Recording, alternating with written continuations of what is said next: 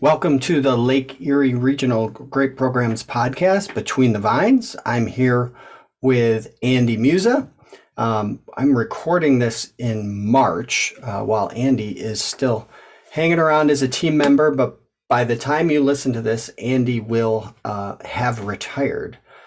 When I joined the Lake Erie Regional Grape Program in 2008, one of the things that made joining this team easy and made it easy to sort of be, um, jump onto other people's work and start, throwing out numbers about what advances have been made in applied research and how growers could do a better job.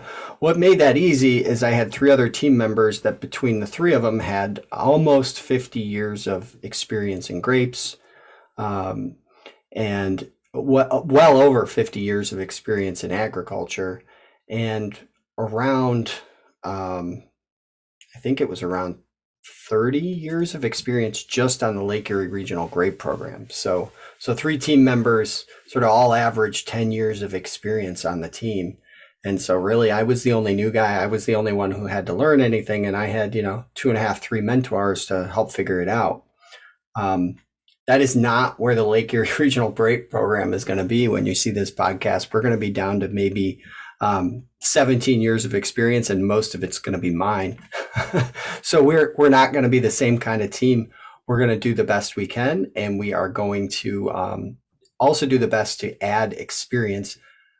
As I said, it's March. I don't know how that's going to go, and we're very hopeful that we are able to add some experience to this team to help out growers in our region.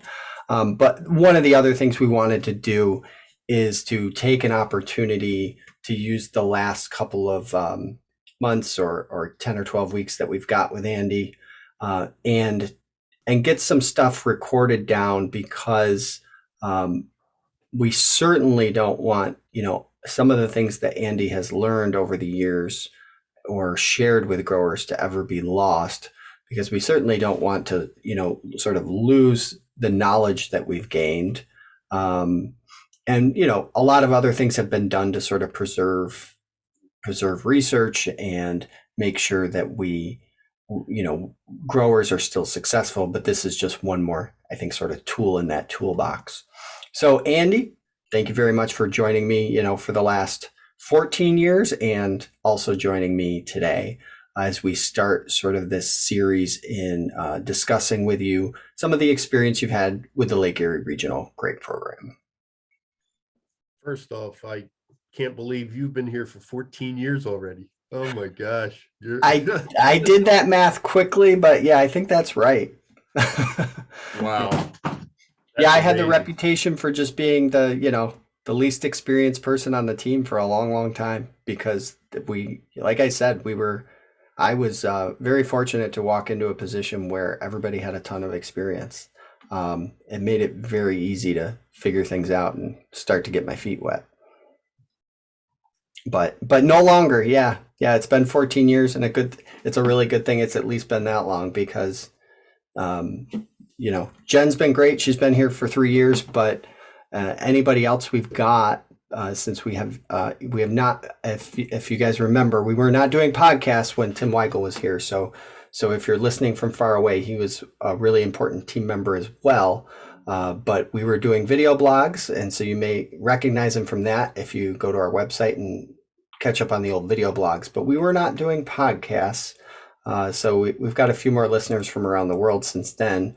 But between the two of them, there was a lot of experience that helped me out a ton. And at least I had the 14 years with them to try to figure this out. And we've got Jen now, which is great. She's been here for 3 years, which is way better than if she had started yesterday. But we've also got some really big holes to fill on the Lake Erie Regional Grape Program extension team going forward. And I'm excited to figure out how that goes, but also a little scared, because we were fortunate for a really long time to be spoiled with that kind of experience in this region. So when actually did you get interested in extension work, Andy? We're going back a little bit here. I bet. Yeah. Well, we covered that. Yeah. Well, I graduated from Penn State with a bachelor's in '79. And very soon after that, I got a position with the apple pest management program as a field scout down at the tree fruit lab in Biglerville, Pennsylvania. And I think that's, that was my first really experience in relating to growers, because I was out in their apple orchards and peach orchards and would be scouting. So we'd interact with the growers, individual growers down there. And then that information that we got would be, related to the growers so that they could use it. Pretty much after that, again, continuing on that, I after the field scout position, I got a job up here in Northeast, working at that time, it was the Erie County Field Research Laboratory before they changed the name. And I got a job with Skip Jubb, who was the entomologist there then. And at that time, I worked on various projects under him concerning, different insect and disease pests. And at that time also, since that was grant money, it was soft money, I was employed, so many months out of the year, whatever. So I also managed what was called the Lakeshore Crop Management Cooperative. And what that was, it was a nonprofit grower-owned pest management farm cooperative. And it was started by Skip Jubb, and he got growers interested. And so I was a field scout for that, but then I also managed that. And again, every week we would go out and scout the vineyards for insects and diseases. And then we would relate that to all the members, each of the members that were in the cooperative at that time. So again, every, I don't know how many acres we had involved, but there was quite a few vineyards. So that was really a very early pest management program that, like I said, was nonprofit grower owned. So they paid fees, so much per acre, and for the service. And so so both of those jobs were both entomology jobs in grapes, right? So that was your transition into grapes? Yes, that was my transition into grapes. Working with. So then when you started with Extension, that was in 92, right? Is that right? Extension was in 97. But before that, okay, you were at the lab. Yeah, I got a full-time position as in 1988 as a research assistant at the lab in Northeast. So 97, you were part of the Lake Erie Regional Grape Program. What was your first sort of applied research project there? Thinking back, I'm not sure if these started when I was at the lab in 88 or when I went into when I actually officially started with Extension in 97. But during those times, I would say, again, starting with Extension, you're working with, and I want to make this clear, you're not doing a lot of this research yourself. You're collaborating with a lot of faculty members, other Extension personnel, staff from Penn State and other universities. So, any of the stuff that I did and a lot of Extension educators do is a lot of it has to do with collaboration. So, I wanted to make that clear. And again, since I worked on different commodities, I'm not going to go into some of those projects that were Extension related, working with growers. I worked with potatoes, tree fruit, small fruit, but I'll just talk about some of the grape ones. Probably one of the first ones that comes to mind is, and most of these are berry moth related. I have worked on other insect and disease pests of grapes, but as far as berry moth goes, probably the first big one, taking it to the field, was working on mating disruption.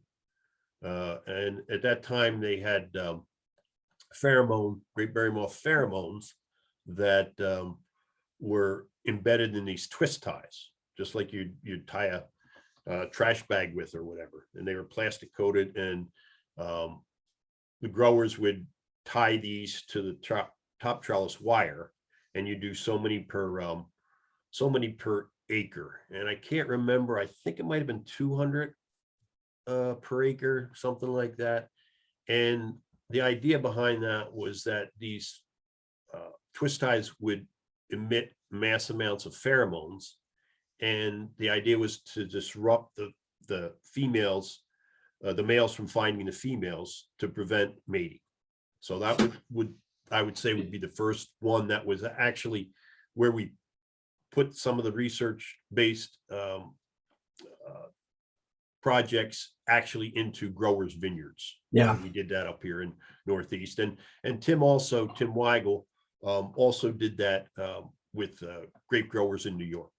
Yeah, I mean, the really interesting part of that work, and it seems like sometimes this happens more often than it should, and I don't know what you do about it, but there's some really good reasons why we don't see that happening in vineyards, because it was not a viable thing in most commercial vineyards at the time. But unfortunately, I'm pretty confident that it would be today. And it's just that it's not a product that's available commercially anymore. So if anybody out there, wants to make it available, we have the benefit of the research being already done. And really the only thing that has changed is pesticides have gotten a lot safer, and in getting safer, they've gotten more expensive. And, presumably the cost of pheromones hasn't changed much. And where, sort of at the tail end of that research, the one thing that was probably always going to be cost prohibitive was, the application of those pheromones.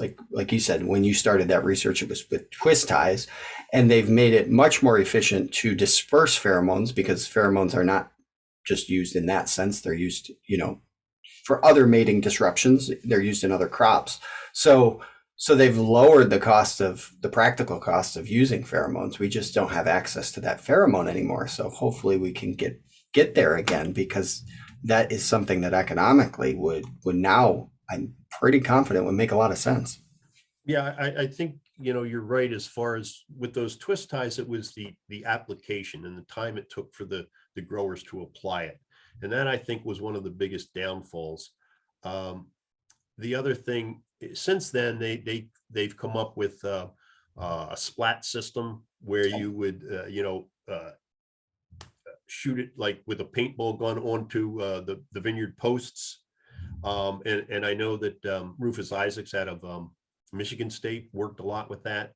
And then they also had what they call this puffer system. And I know Jody Timer worked with this, is where you would actually, it was, I think they used some type of Venturi or some type of motor that would actually put on a timer, and you would puff out the pheromone. And that, to me, looked like that would have been probably one of the best methods to apply that. And I know that Jody had some pretty good success with that.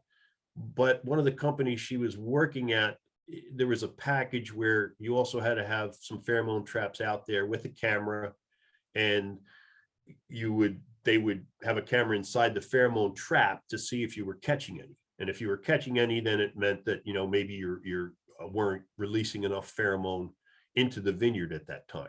And with that, having that camera system, and then that information had to be relayed to this company, it just didn't make it economically feasible. Right. The other thing with the pheromones, and I agree, I think it if it was available, it could actually work. It was economic for the grower. But one of the reasons it worked out in the western part of the country, they used it, I think, a lot in tree fruit orchards. And the idea, though, was that you would have large acres that were involved in this. And in that case, it worked very well. But out here, when we worked on it, we would have, X amount of growers, say in this block would be using it, but then the guy right next to him wouldn't be. So it wasn't like that large acreage that would be inundated with this pheromone. So therefore, you could get mated females coming in from another vineyard or from the woods that didn't have this pheromone into the vineyard already mated. And so that was some of the problems. We just didn't have the acreage, I think, that was inundated with that pheromone to make it work as well. Right. Yeah, which is why that cost had to come down, and I think at this point could, at least relative to some of the expensive insecticides we're using now that we were not using back then at all. I mean, the price point of what we use to target insecticides is those pests has changed quite a bit in the last. I mean, even Splat was. They were attempting to commercialize that. That was the first conference I ever went to, so that was 14 years ago. Um, so, and it was really right on the edge then, because even then, obviously at that point, nobody was spraying something like, nobody was dusting anymore at that point or anything like that. But we still had Sevin and some very affordable insecticides that we don't have access to anymore, or they're not effective anymore. So that market has completely changed. And I think that's another good point when you're bringing up the insecticides. Some of these systems, like the mating disruption, was expensive, and the fact that growers could use some cheaper broad spectrum insecticides and maybe put on a few, I would have growers say, well, geez, I could use this material this many times and still Right. not cost me, as much. Right. So yeah, we had a lot of different things that we were facing as far as cost wise that just didn't make sense to a grower. Right. But I mean, it's really interesting because I think the potential is still there. Sometimes research is hampered by commercialization, but the potential is really still there for that to be relevant, even though it was obviously held up a little bit, despite the fact that, from a scientific perspective, while it didn't work flawlessly, I think, some growers were hoping it would like replace insecticides. It obviously did work.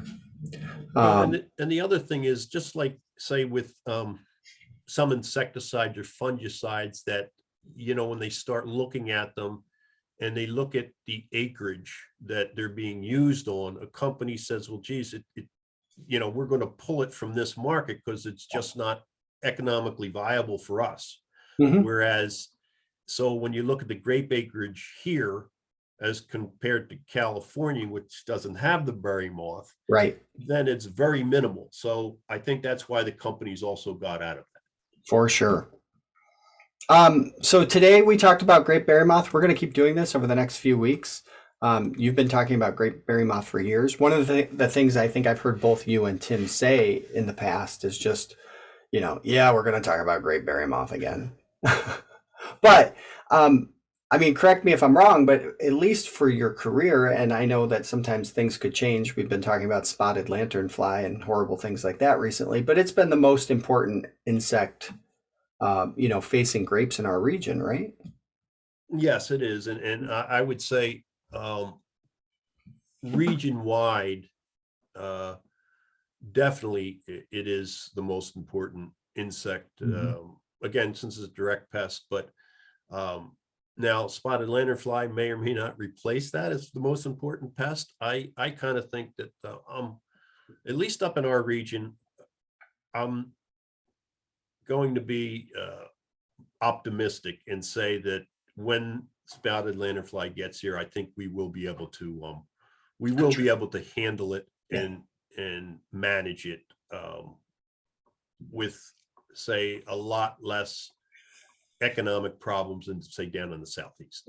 Yeah. But yeah, berry moth definitely is the most important, economically important insect pests. So was it the most challenging thing for you, or was that something else? No, I would say as far as insect pests go, I would say it definitely is, because we're still battling that pest. We're still trying to get better handles on management of that pest. We've come a long way, but we're still nowhere where I think we should be or could be. Well, and it seems like sometimes you would make advances and then so would the pest. So there's like Yeah. an ebb and flow to it with that there isn't, that's not always the case with other, certainly with other insects. Like sometimes you build a model with some of these minor insects and, once you teach people how to take care of it, it's almost gone, relatively speaking. And with berry moth, that doesn't seem like it's been the case. Um, but yes, like you said, as far as insects go, that was the most challenging thing you faced. We'll be back in 2 weeks. I think we're going to talk a little bit about diseases and how that might have been challenging as well, and what has happened there over the last 25, 30 years, and what Andy's perspective is on it. So Andy, once again, it has been a great 14 years for me, and I'm looking forward to the next couple of months as well. But for those of you listening, Andy has already retired, so I'm sure at this point we are missing him terribly. And thank you all for joining us. Andy, thank you for joining us the last 14, joining me the last 14 years and joining me on the podcast today. So we'll be back in 2 weeks with diseases. Thanks a lot.